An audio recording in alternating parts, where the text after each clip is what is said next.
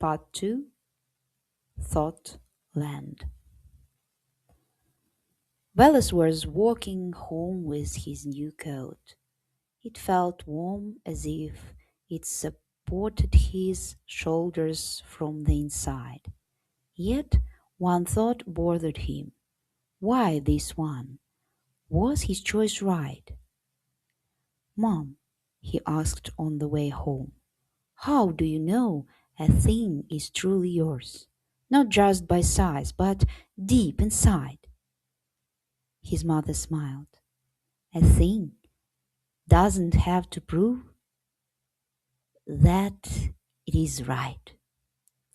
You simply feel that you can breathe in it. It doesn't press, doesn't demand. It quietly gives you space, like a thought that grows from you, not imposed from outside." Wallace touched his coat. With every step, it felt warmer, like a place that didn't need explanations. At home, his father quickly examined the coat. "You choose this one?" His brows tightened. "But it's not practical. Can you justify your choice?" Wallace stayed silent. He didn't want a fight, but he also didn't want to shrink himself again to match someone else's thoughts. So he simply said, "I feel safe in it. It's a warm space for me." Father frowned. "Comfort and space are not arguments. If you want to be respected, you must prove it or admit your mistake." And suddenly Wallace felt as if someone closed the window.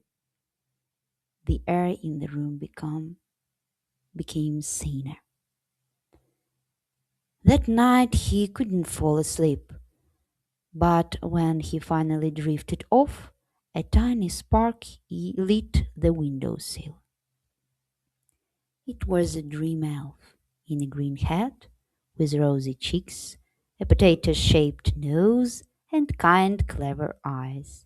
He opened a little door in the air, and mist began to move behind it. "Well then, Wallace," the elf said gently, "tonight your thought wants to show you where it comes from." They entered a city.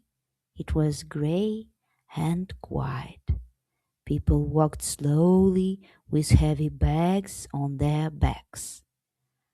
On those bags were words: "Endure, don't complain, don't stand out, it's safer, you must hold everyone together, better stay silent, to deserve love, you must know the answer, don't make a mistake, to avoid shame." Nobody was speaking. There were no questions in the air, only instructions. In the central square stood a man. His voice was louder than people's own voices. They listened, and the quiet thoughts inside them hid deeper. "Thinking must be correct. There is only one right solution. If you cannot prove it, you are wrong." With every word he spoke, their bags grew heavier, and the faint lights in their eyes faded away. Wallace whispered, "Why? Why don't they drop those bags? It must hurt." The elf sighed. "When you carry someone else's thoughts long enough, you start believing they are yours. And then heaviness feels like duty, while lightness feels like danger." Wallace shivered. The grey people slowly turned into rain, cold, without color, without voice.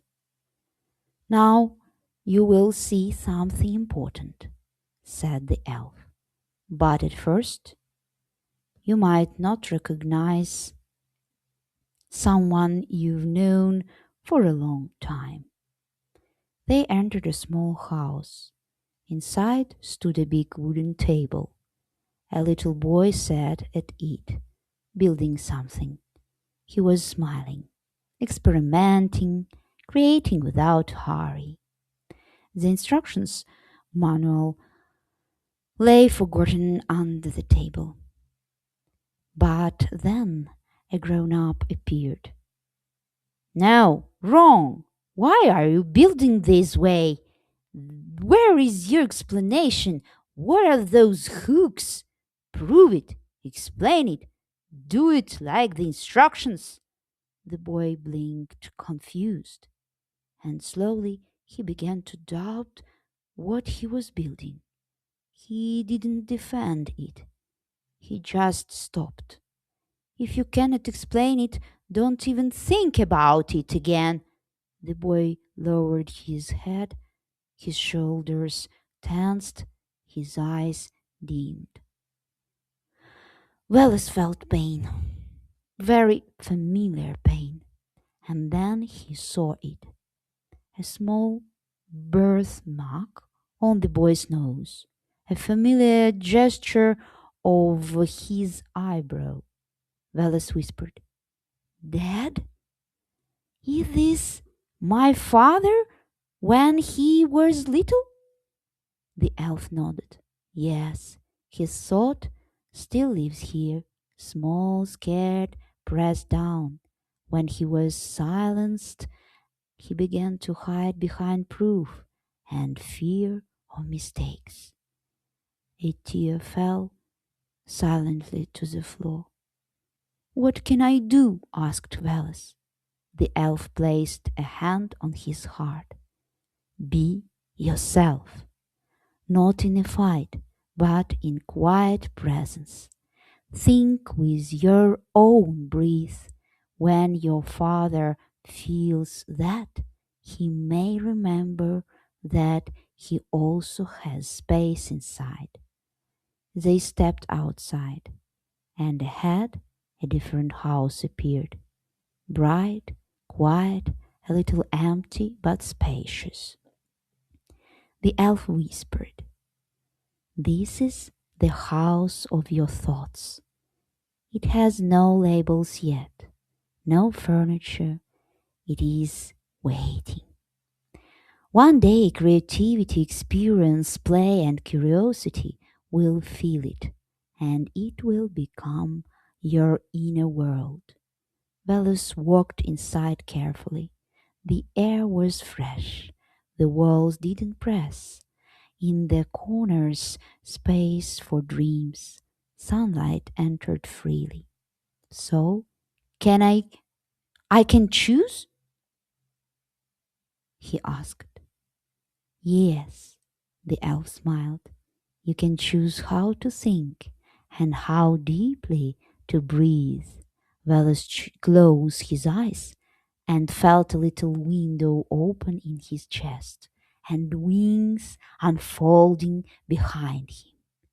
The light passed through him, and there was no need to prove that it was real. It was simply warm and truly his. And if my father comes here, asked Velas, will he be able to enter? The elf gently replied, Helping yourself is already helping him. Sometimes it's not visible, but changes always begin inside. The elf slowly faded away. Only the green hat remained as a reminder of the place where real thoughts are born. That morning, Velas woke up, grabbed some building blocks, and sat next to his father, who was reading a manual. Bellas started building something quietly, without explanation. His father glanced at him, then put the manual down and joined the game. They built a tower together, with balconies and unexpected shapes. And after a while, father said, "You know, I thought about your new coat. If it truly feels right for you, I respect your choice." And it felt as if someone opened a window.